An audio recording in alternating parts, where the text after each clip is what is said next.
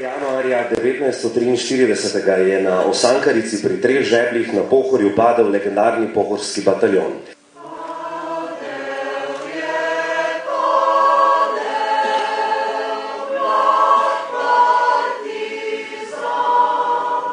Jaz mislim, da mora biti zares velika moč spomina, ki nas leto za letom pripelje v kraje, prepojene z duhom odpora proti nacizmu, ponemčenju, v kraje s še živo zavestjo o poslednjem boju pohorskega bataljona. Z vašim govorom ste se danes usedli v srca Rošano. Ste ga dolgo pripravljali?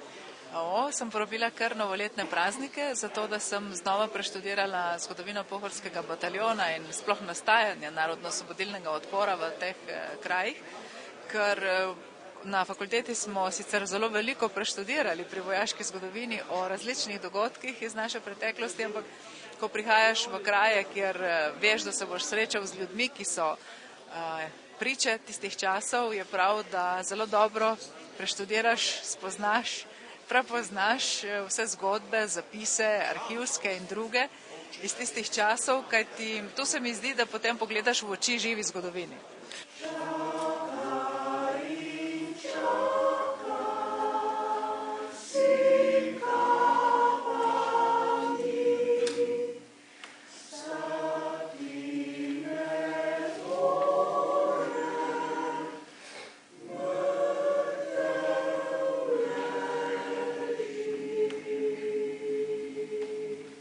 To, kar bi jaz rada sporočila tudi našim vojakom, je, da nikoli niso samo oni tisti, ki trpijo. Trpi narod tudi z njimi, zlasti, če je tesna vez med narodom in vojaškimi enotami, ne nazadnje tudi vojaškimi enotami na tem področju. In to, kar se mora naučiti vojaki, je, da takrat, ko je kriza, takrat, ko trpijo ljudje, takrat trpi tudi vojska.